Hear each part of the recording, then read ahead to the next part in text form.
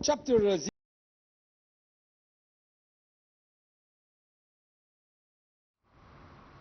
L'Égypte se prépare à un grand moment, à un moment important, celui des élections législatives. C'est un moment démocratique important et évidemment il y a des préparatifs qui se tiennent, que ce soit en Égypte ou à l'étranger, auprès de nos consulats et nos ambassades.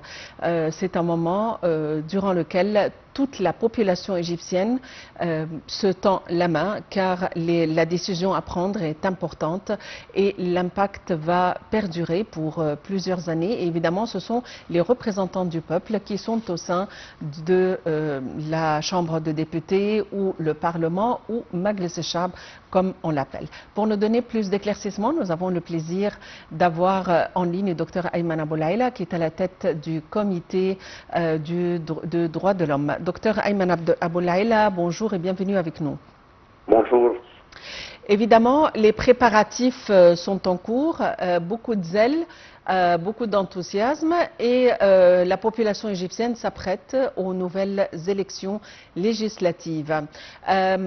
Comment peut-on parler des élections de cette année au niveau des préparatifs, au niveau des attentes?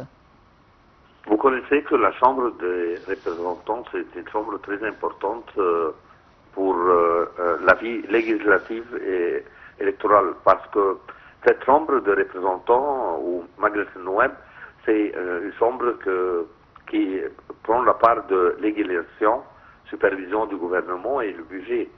Alors, et aussi, il y a des questions parlementaires pour le gouvernement. Alors, c'est une chambre très importante et aussi va envoyer le son des peuples au gouvernement. Alors c'est une chambre très importante. Alors c'est pour ça qu'il y a beaucoup d'importance dans cette élection. Et aussi, je peux te dire que depuis le 7 et 8, ça va être l'élection hors de l'Égypte, le 10 et le 11 dans l'Égypte pour la première section. Peut-être il y a une autre élection, va être deuxième section pour les autres gouvernants. À votre avis, quels sont les enjeux les plus importants pour cette nouvelle session? Quels sont les dossiers les plus importants vers lesquels se tournent les regards des candidats, des nouveaux candidats? Bien sûr, tout le monde va se représenter devant comme candidateur ou candidat parce qu'il doit présenter son programme d'après son parti ou seul, ou va être choisi seul. Alors, vous connaissez qu'il y a deux sections, une liste fermée. Tu dois choisir un papier pour le liste fermée. Tu dois choisir un nombre des candidats individuels. Alors, il va être dans les élections deux papiers, un papier pour la liste fermée et un autre papier pour les candidats électoraux, et ça dépend le nombre de la section qui va être. Par exemple, tu dois savoir que une partie comme les pyramides, le haram, va être deux candidats individuels et une liste. Alors, la personne doit choisir les deux papiers. Il y a une grande mobilisation. À votre avis, quelles sont les tranches du peuple qui seront le plus concernées par ces élections, sur lesquelles vous comptez? Comme d'habitude, il y a beaucoup de familles en Haute-Égypte qui veulent être représentées comme famille tout le temps dans le Parlement. Et il y a une autre choisie pour les personnes. Il doit être une personne technocrate, une personne qui comprend dans les problèmes de sa partie. Alors, ça dépend parce que ces élections, on a besoin d'un nouveau Parlement. Pour la première session, va être 13 gouvernants, va être choisis. Alors, je crois que l'importance va venir parce qu'il y a beaucoup des choses à faire dans le Parlement cette fois-ci. On aimerait en savoir plus sur les dates et la répartition des élections. Les dates, comme je te dis, il y a deux sections. L'Égypte est divisée en deux parties. Il y a à peu près 13 gouvernants à être électés cette semaine. Ça dépend. Comme le Giza, le Haute-Égypte et comme aussi Alexandrie va être la première partie. Ça va être, je crois, hors de l'Égypte le 7 et le 8 et le 10 et 11 dans le pays. L'autre va être le 24 novembre.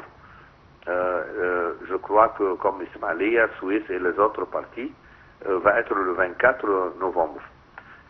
La répétition, parce qu'il y a, tu peux faire ces élections, tu dois avoir pour la liste 5% seulement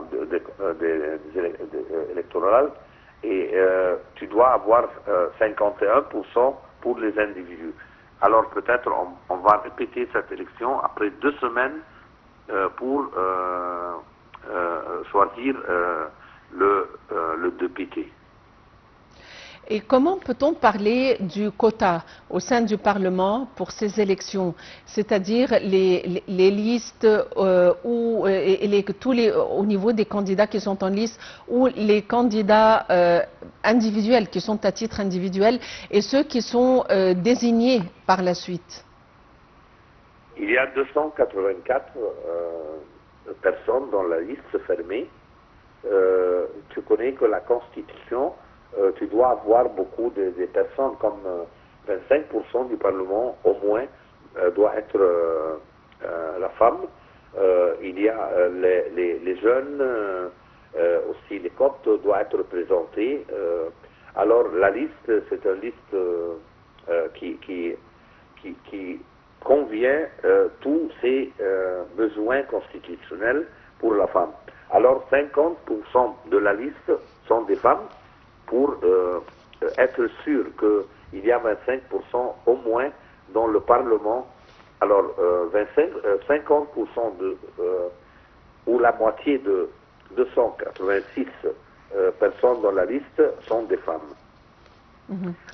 Individuellement, toutes les Égyptiens peuvent être choisis comme candidats dans les élections.